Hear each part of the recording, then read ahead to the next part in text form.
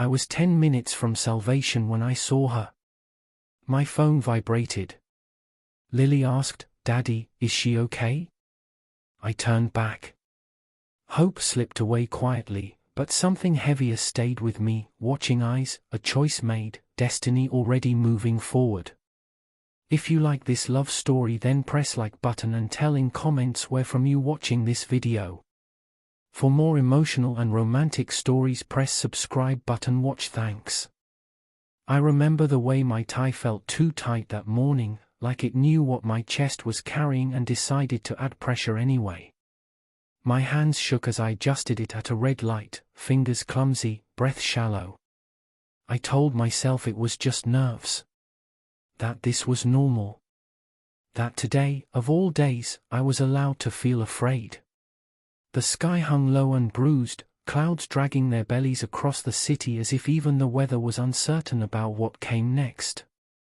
Rain traced thin, impatient lines down my windshield, blurring the world into streaks of grey and silver. I welcomed the rain. It gave my thoughts somewhere else to land. This interview wasn't just a meeting. It was a doorway. A salary that didn't require choosing between groceries and rent. A future where Lily wouldn't learn the meaning of maybe before she learned how to spell her name. I had rehearsed answers in my head for weeks, polishing them like lucky coins. Tell them about leadership. About resilience. Don't mention how tired you are. In the back seat, Lily hummed to herself, a soft, uneven melody that only she could love. Her stuffed rabbit, missing one eye, ear stitched back on with blue thread, was tucked under her arm. She stroked its fur the way her mother used to stroke her hair. That thought landed heavier than I expected, and I swallowed hard. Traffic slowed to a crawl. That's when I saw her. Hazard lights blinking like a quiet distress signal. A car pulled too close to the shoulder, hood slightly raised, steam curling up into the damp air. And beside it, a woman standing still, rain soaking her hair, her coat clutched tight around her like armor she wasn't sure would hold. Everyone else drove past. I felt my hands tighten around the steering wheel, knuckles whitening. My GPS spoke with mechanical calm, "You will arrive in 12 minutes. 12 minutes meant on time. 12 minutes meant the version of my life I'd been chasing didn't slip further away. I told myself someone else would stop. That this wasn't my responsibility. That I had already given enough to the world. Then Lily leaned forward, her small hand resting on the back of my seat. "Daddy," she said softly, like she was afraid of startling me. "Is she okay?" Her voice cracked something open in me. I looked at my daughter in the rearview mirror, her eyes wide, earnest, already learning how to care. And in that instant, I saw every lesson I'd ever taught her reflected back at me. That we help when we can. That we don't look away just because it's easier. I exhaled, long and slow, like letting go of a rope I'd been holding too tightly. "I don't know," I said. "But we can find out." I turned the car around. The moment I pulled over, the rain seemed to grow louder, drumming against the roof like applause or warning, I couldn't tell which. I stepped out, suit immediately darkening as it absorbed the water. The cold bit through the fabric, sharp and honest. The woman looked up, startled, as if kindness had surprised her.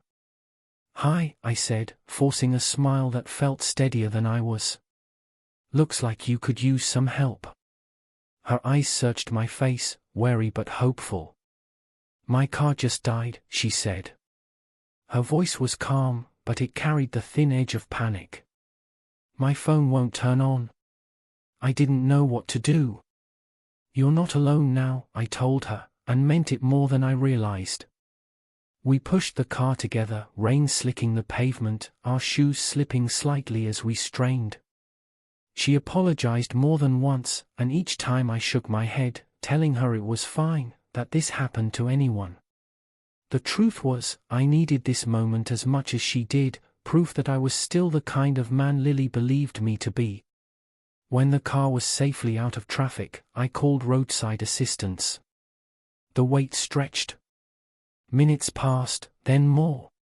Each tick of my watch felt louder than the rain.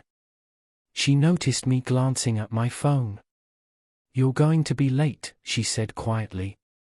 I nodded. "Yeah." "You don't have to stay," she added, almost pleading. "I'll be okay now."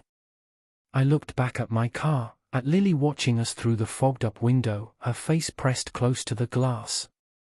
Leaving felt wrong. Like stepping away mid-sentence. "I wanted to," I said simply. Something shifted in the woman's expression then. Surprise softened into something warmer, something heavier.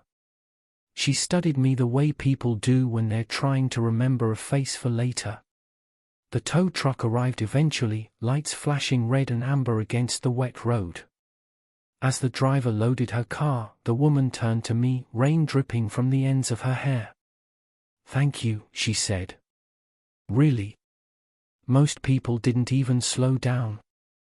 I shrugged, suddenly shy. "I hope everything works out." She smiled, a small, private smile. "I think it will." I waved once, climbed back into my car, and pulled away. The rain eased as I drove, like it had said everything it needed to. The city lights blurred past, and with each mile, the weight of what I'd given up settled deeper into my chest. I was late. Too late. The interview was already happening without me. Lily leaned forward again. "Did we help her?" "Yes," I said. My voice didn't waver. "We did." She smiled, satisfied, and leaned back, humming once more. By the time I reached the building, the receptionist's polite apology confirmed what I already knew. The door I'd been racing toward had closed. I walked back to the car slowly, rainwater pooling around my shoes, my reflection fractured in the glass doors. I told myself it was okay. That I'd find another way. That choosing kindness didn't mean losing everything. But doubt is a quiet, patient thing. It waited with me all the way home. That night, after Lily fell asleep, I hung my suit to dry. It looked tired on the hanger, sleeves limp, rain-stained. I thought about the woman on the roadside, the way she'd watched me, the certainty in her eyes when she said things would work out. I laughed softly at myself. Hope had always been my weakest habit. My phone buzzed on the counter. An unknown number. A simple message. "Thank you again for today. I won't forget it." I stared at the screen longer than I should have, something stirring beneath the disappointment. I didn't know why, but it felt like the rain hadn't finished speaking yet. And somewhere out there, a woman was remembering my face, while I sat in the quiet, unaware that the choice I'd made had already begun to echo forward, rewriting everything I thought I'd lost. The building rose in front of me like a verdict already decided. Glass and steel, sharp angles catching the grey light, reflecting a version of myself I barely recognized, tie damp, hair flattened by rain, breath coming too fast. I stood there for a second longer than necessary, my palm pressed flat against the car door, as if grounding myself could slow time. "Daddy?" Lily's voice was small but steady. She had learned that tone from watching me, how to sound brave when you aren't. "I'm coming," I said, forcing my legs to move. Inside, the lobby smelled like Polish and quiet ambition. Everything gleamed. Shoes clicked with purpose across marble floors. I checked my watch again even though I already knew. Late. The word echoed in my head like a gavel. At the reception desk, a woman with kind eyes looked up at me. I gave her my name, my voice careful, hopeful in the way people sound when they already sense the answer. She typed. Paused. Looked at the screen again.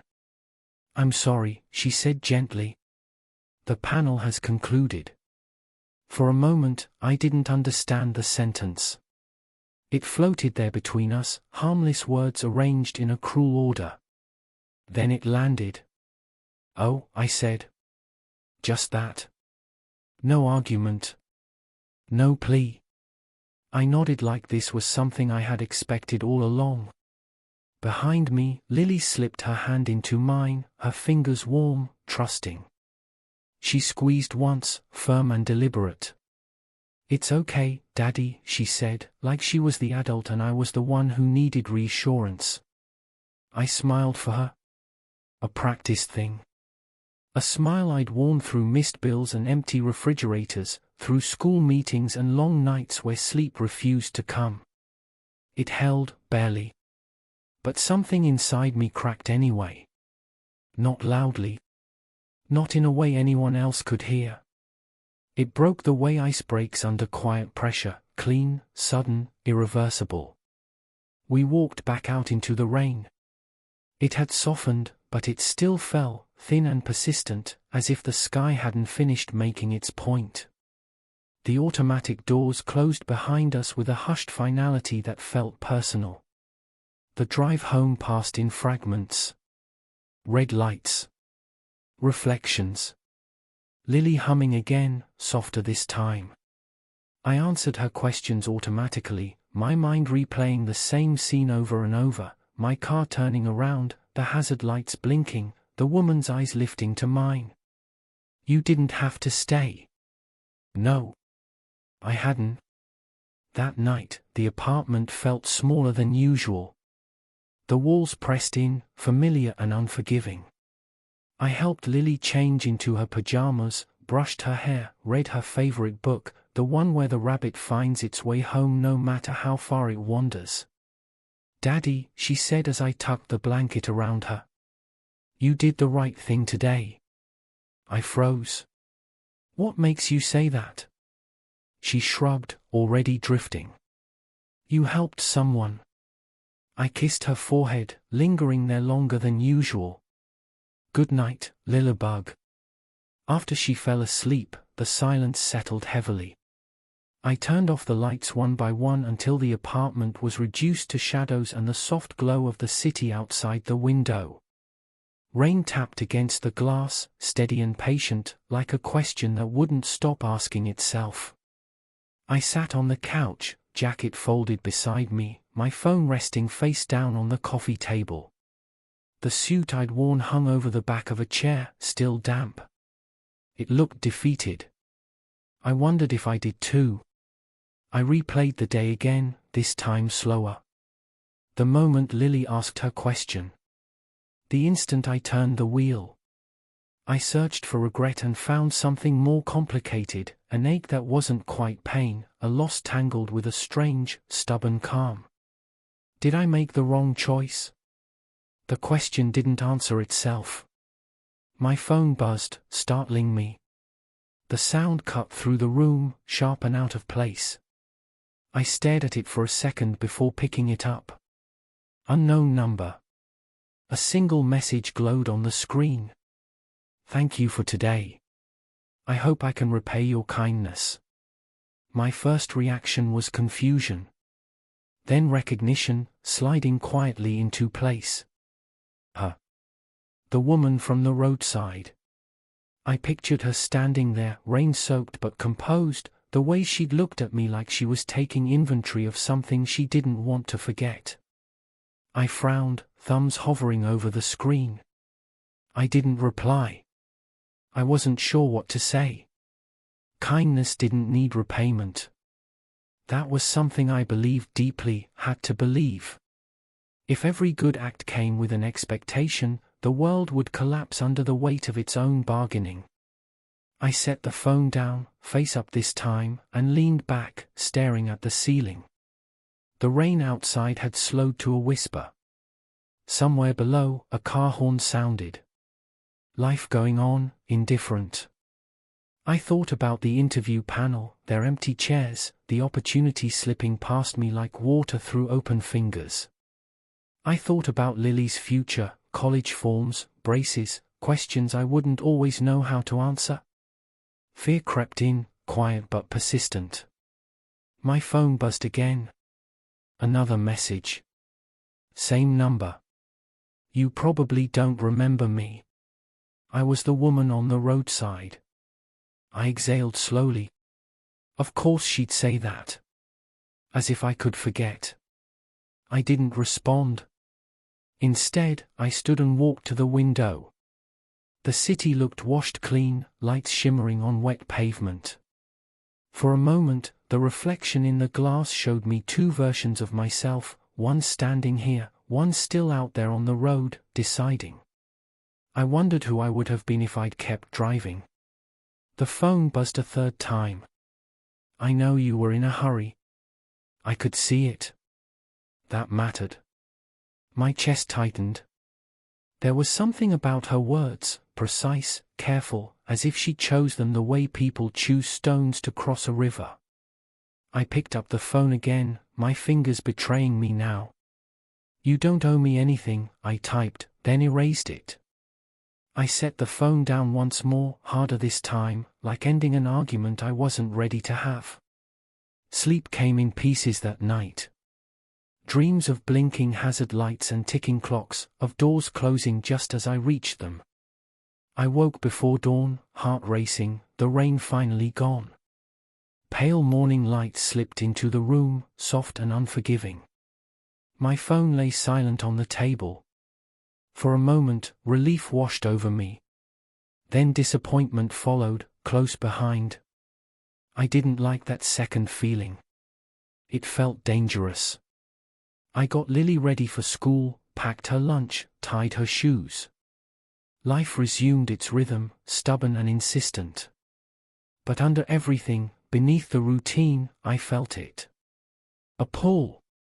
As I dropped Lily off, she hugged me tighter than usual.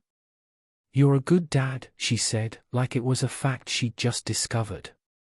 I watched her walk inside, small backpack bouncing, and told myself that was enough. That had to be enough. When I checked my phone later that afternoon, there was a new message waiting. A name this time. Claire. No explanation.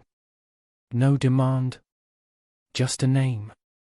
I stared at it for a long time, the weight of it settling somewhere deep and unfamiliar. Outside, the sky was clear, deceptively calm. But I knew better now. Some choices don't end when you make them. Some of them follow you home. And as I slipped the phone back into my pocket, a quiet certainty took shape. Whatever this was, whatever I'd stepped into that day, it wasn't finished with me yet. The envelope arrived on a morning that looked like every other morning in my life, quiet, unremarkable, carrying no warning of what it was about to undo. It rested on the kitchen table, untouched, almost waiting for permission to exist. Cream-colored. Thick. Heavy in a way cheap paper never is. The kind of envelope you feel before you read, the kind that carries intention.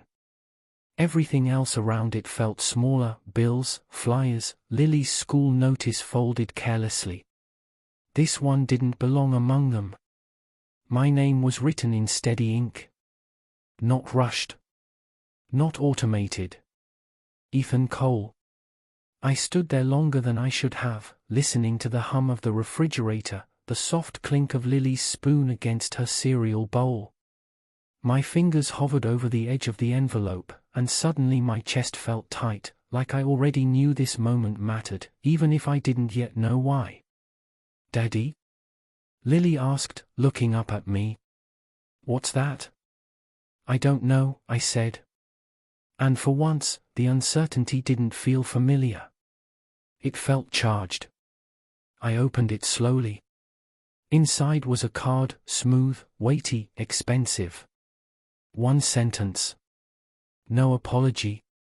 No explanation. You are requested to attend a private meeting at Morgan Group headquarters. Immediate availability appreciated. The same building. The same company. The same place that had closed its doors on me 2 days ago without hesitation. I laughed, short, bitter, defensive. Nice joke. But the laugh didn't land.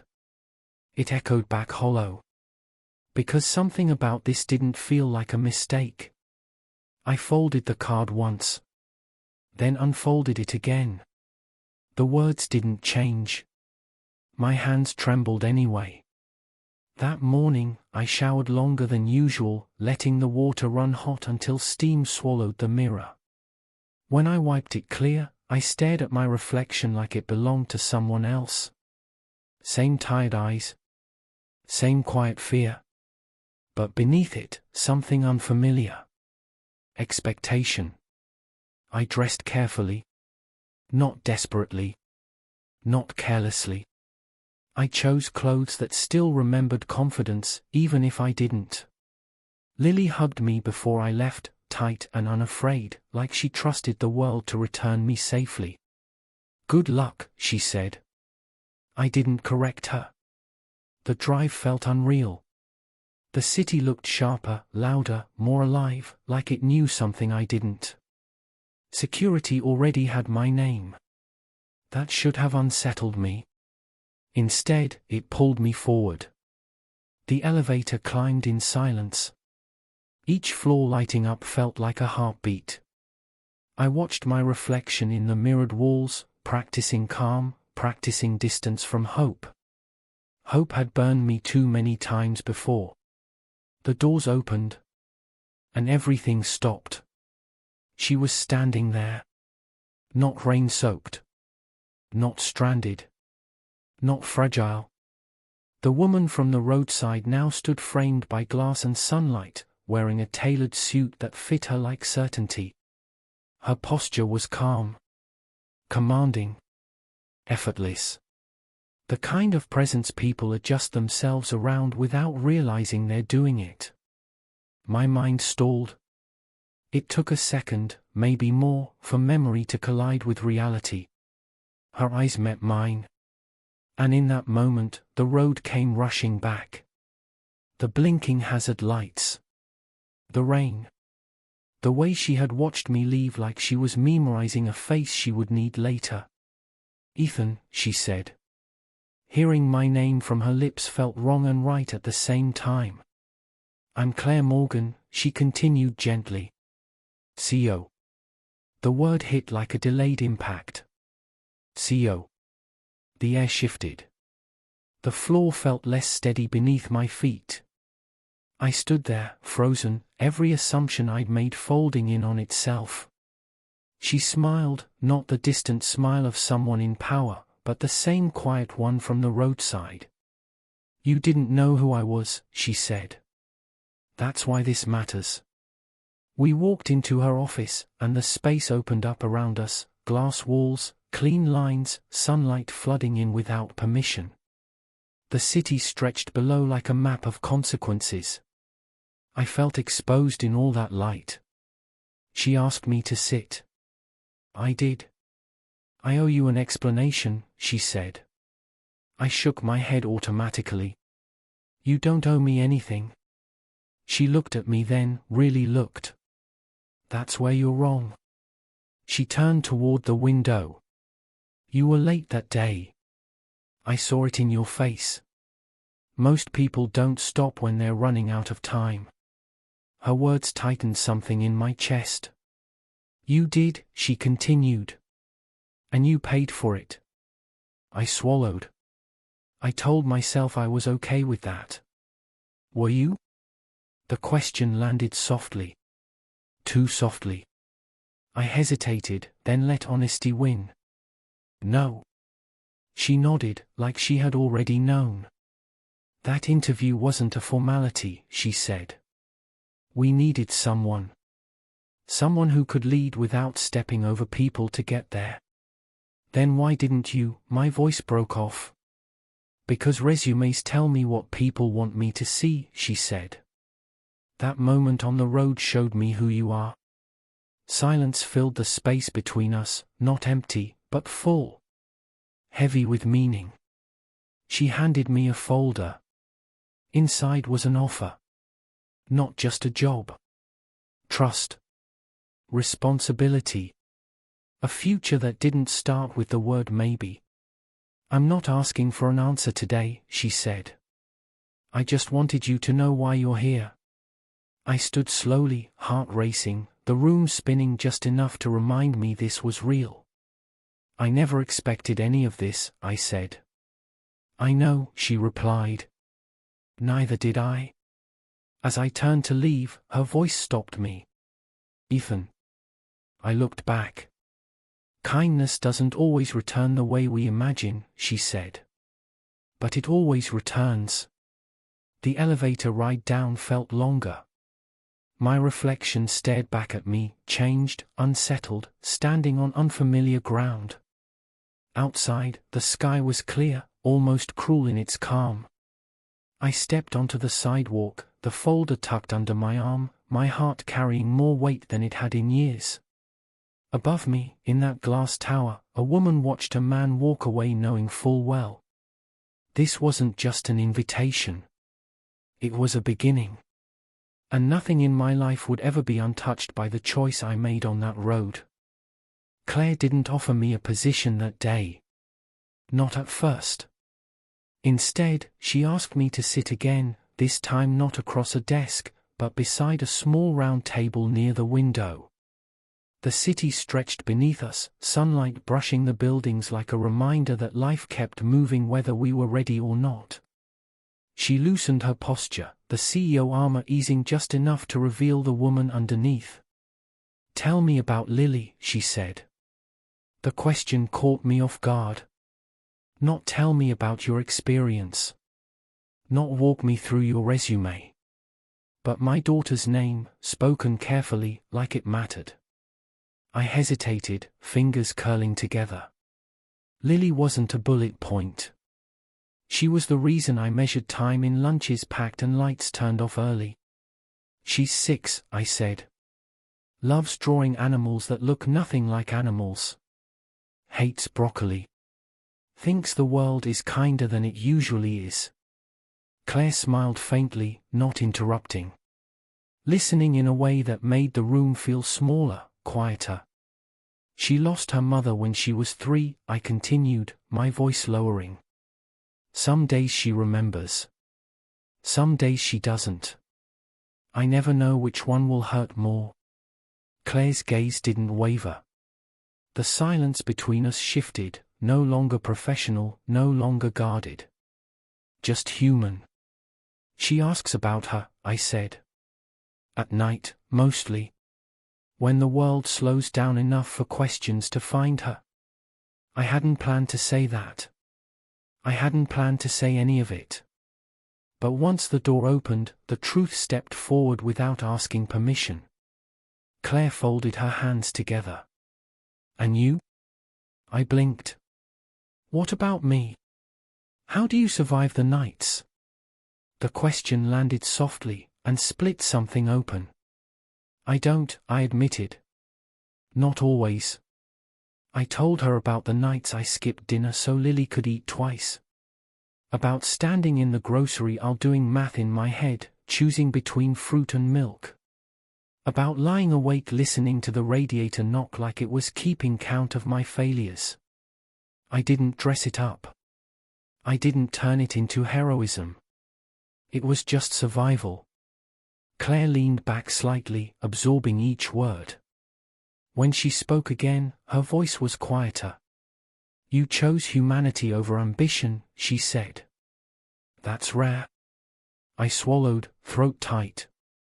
I just did what felt right. She shook her head gently. Most people say that. Few actually mean it. She stood and walked toward a painting hanging on the far wall, an abstract piece, all blues and golds, chaotic and tender at once. I bought this after my first year as CEO, she said. Everyone told me to choose something powerful. Something sharp. I chose this because it felt unfinished. She glanced back at me. I didn't know why at the time. The light caught her profile, softening it. For the first time since I'd met her, she looked distant. Not from me, but from herself. People assume power makes you less human, she continued. But it does the opposite.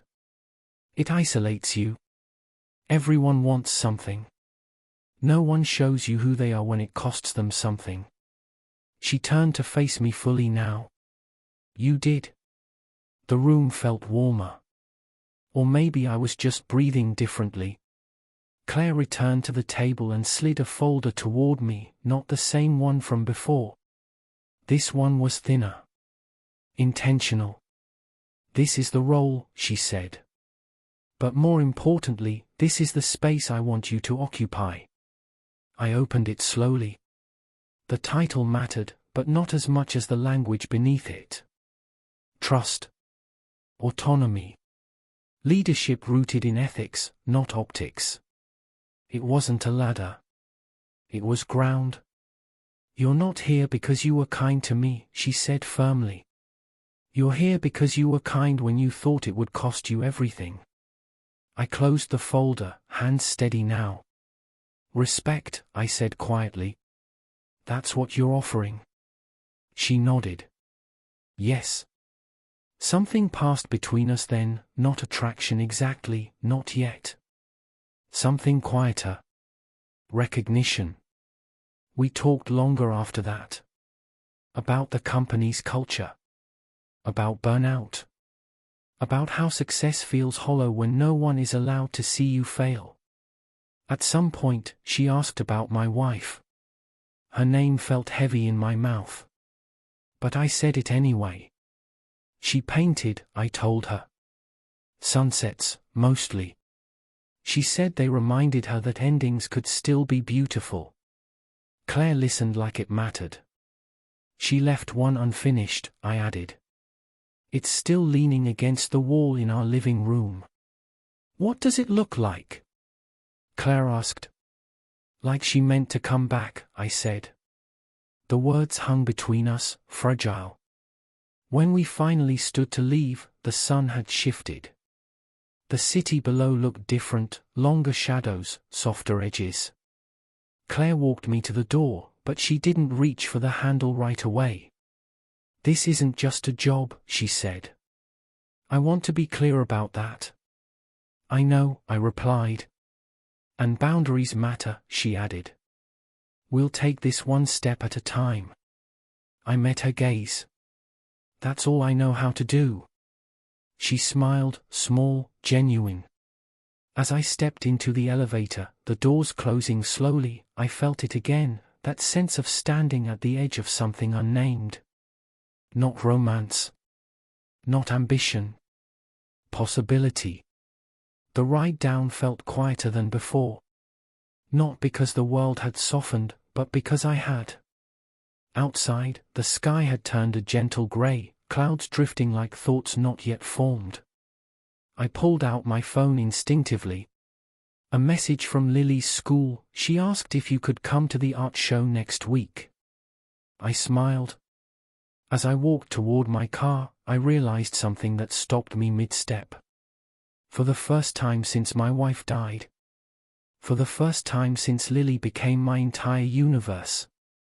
Someone had looked at my life and seen not weakness, but worth. High above, behind glass and light, Claire stood alone in her office, watching the city. She rested a hand briefly against the painting on the wall, the one that never quite resolved. And somewhere between us, between the unfinished things and the quiet respect, we both felt it. This wasn't the start of a career.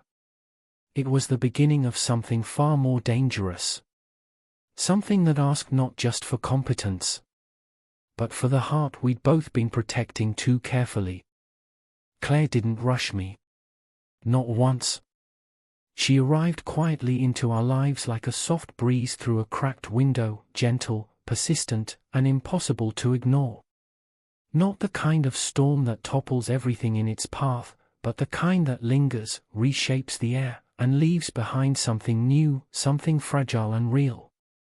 It started with small moments, almost unnoticed. She came to the apartment not with business cards or steel grey suits, but with a stack of children's books, bright colors and friendly animals staring from their covers like promises. She read to Lily with a voice that folded around the words like a warm blanket, patient and kind. I watched them, two worlds colliding, one cautious and new, the other wide-eyed and hopeful. Claire's walls softened a little more each time, her guarded smile loosening, her eyes lighting up with a kind of tenderness I hadn't seen in years.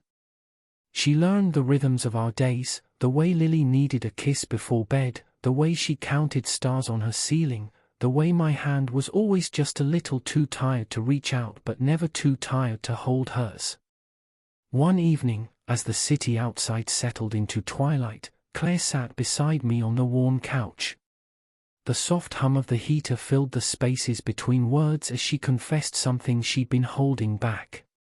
"People treat me differently when they know who I am," she said quietly, eyes tracing the outlines of a framed photograph on the wall, the one Lily's mother had taken, still catching a sunset with colors too bright to be real. I smiled, the lines around my mouth softening. "I met you before the title." That was the moment. The one where everything shifted, where she stopped being the CEO, the stranger in a tailored suit, and became simply Claire. Human. Vulnerable. Real. And that's when she fell for me. Not the single dad struggling to keep his world together. Not the employee trying to earn a place in a kingdom he never thought he'd enter. But the man, the one who chose kindness even when it cost him everything. The one whose heart, slow to trust, was beginning to beat in rhythm with hers. The rain was the same as that day on the roadside, soft, persistent, weaving silver threads through the grey sky. But this time, it didn't catch me unprepared. This time, I stood steady, holding Claire's hand in mine. The world around us blurred under the steady fall of rain, the city's sharp edges softened by the mist. Lily laughed between us, her small voice a melody I hadn't realized I was craving, a sound that filled the spaces inside me I thought were forever empty.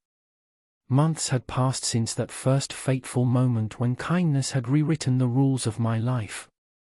I looked down at Claire's hand, warm and sure in mine, and felt the weight of everything that had led us here. Success hadn't come from ambition alone. It hadn't arrived on the wings of titles or paychecks. It came from something simpler, something more profound, kindness. Claire's voice broke the quiet between the raindrops, soft and almost shy. "You saved me that day," she whispered, her breath mingling with the cool air. I shook my head gently, a slow smile tugging at the corners of my lips. "No," I said, the words steady but full of meaning. "I just stopped. And sometimes, that's all love needs." We stood there, three souls bound by more than blood or circumstance, a chosen family forged in moments of vulnerability, sacrifice, and quiet strength. The rain kept falling, washing away the past and watering the fragile roots of what we were growing together. In that moment, under the steady rain and the watchful city lights, I understood that love, true love, is never about grand gestures or perfect timing. It's about stopping.